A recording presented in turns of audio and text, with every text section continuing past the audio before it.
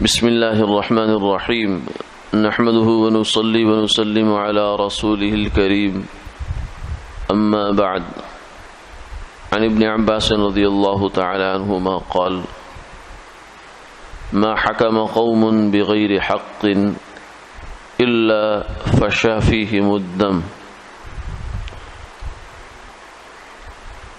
حضرت عبداللہ بن عباس رضی اللہ تعالی عنہما سے مروی ہے،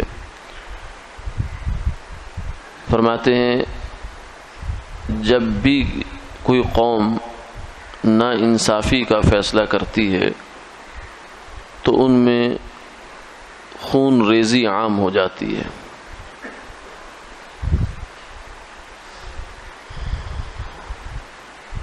اللہ رب العزت نے قرآن پاک میں دوسرے پارے میں فرمایا یا ایھا الذین آمنوا کتب علیکم القصاص فی القتلی، اے ایمان والو تمہارے ذمے لکھ دیا گیا ہے مقتولین کا قصاص. یعنی اگر کوئی آدمی ناحق قتل ہو جائے، ناحق کا مطلب یہ ہے کہ شریعت کا اس کے قتل کا کوئی تقاضا نہیں ہے، نہ وہ مرتد ہے، نہ وہ شادی شدہ زانی ہے، نہ اور اس کے ذمے کوئی ایسا قتل ہے جس کے بدلے میں اس کو قتل ہونا ہے. ابتداءً کسی انسان کو قتل کر دینا، مسلمان کو قتل کر دینا، یہ بہت بڑا گناہ ہے. حتیٰ کہ اتنا بڑا گناہ ہے کہ اس کو فرمایا کہ جس آدمی نے ایک آدمی کو قتل کیا اس نے گویا پوری انسانیت کو قتل کیا.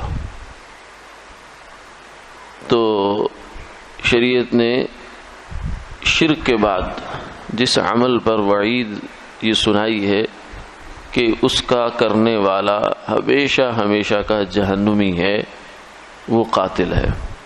کسی مسلمان کو ناحق قتل کرنے والا، اس کے بارے میں قرآن پاک یہ کہتا ہے فَجَزَاؤُهُ جَهَنَّمُ خَالِدًا فِيهَا، اس کی سزا یہ ہے کہ وہ ہمیشہ ہمیشہ جہنم میں رہے.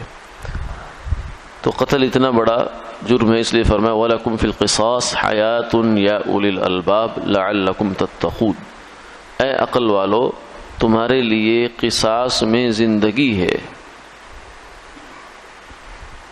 حالانکہ ظاہراً دیکھا جائے تو قصاص میں ایک آدمی مرتا ہے، قتل کیا جاتا ہے جس نے پہلے قتل کر چکا ہوتا ہے. تو نتیجتاً کیا ہوا، پہلے ایک جان، اب قصاص کے نتیجے میں دو جانیں چلی گئی. لیکن فرمایا کہ یہ جو دوسری جان جا رہی ہے اس کو یہ نہ سمجھنا یہ جان جا رہی ہے، بلکہ یہ سمجھو کہ یہ جان ہزاروں نہیں لاکھوں جانوں کی حفاظت کا سامان پیدا کر رہی ہے. یعنی ایک انسان کو قصاصاً قتل کر دیا گیا، جس نے واقعتاً قتل کیا تھا اور اس کو وہ قاتل تھا، تو اس انسان کو اگر قتل کر دیا گیا قصاصاً تو آپ نے لاکھوں کروڑوں جانوں کی حفاظت کر لی. یہ ہے عقل کا فیصلہ.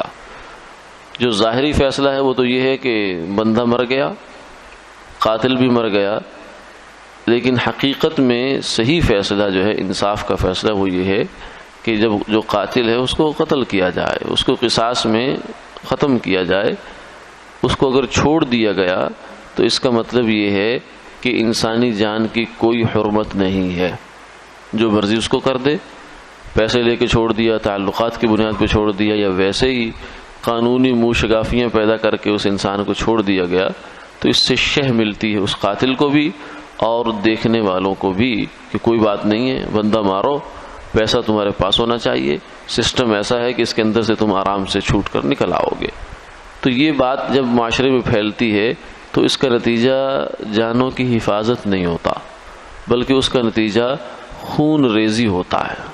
اس لیے فرمایا کہ اگر انسانوں کی جانوں کو بچانا ہے تو پھر تمہیں انصاف کو جو ہے فعال کرنا پڑے گا، اس کو متحرک کرنا پڑے گا اپنے معاشرے میں.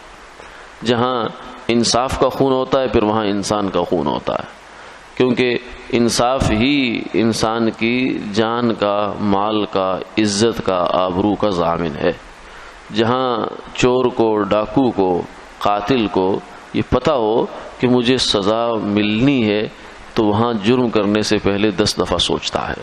لیکن جہاں اسے پتہ ہے کہ رشوت دے کے چھوٹ جاؤں گا، انصاف بکتا ہے اور انصاف کو خریدا جا سکتا ہے، اس کی قیمت لگائی جا سکتی ہے، اچھے سے اچھا وکیل خرید کر انسان باہر آ سکتا ہے، تو وہاں پھر نہ جان محفوظ ہوتی ہے، نہ مال محفوظ ہوتا ہے، نہ انسان کی عزت اور آبرو محفوظ ہوتی ہے، تو وہ پھر معاشرہ غیر محفوظ ہو جاتا ہے۔ اسی لیے سیدنا علی کرم اللہ تعالی وجہ کا یہ ارشاد مشہور ہے، فرماتے ہیں کہ معاشرے کفر کی بنیاد پر تو قائم رہ سکتے ہیں، کفر اور شرک کی بنیاد پر تو معاشرہ چل سکتا ہے، کوئی حکومت چل سکتی ہے، ملک چل سکتا ہے، مگر نا انصافی کی بنیاد پر نہیں چل سکتا۔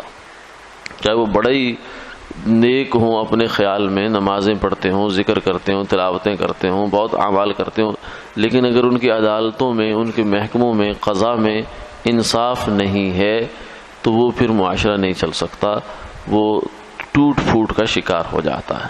اللہ تعالیٰ سمجھ عطا فرمائے۔ آمین آمین یا رب العالمین۔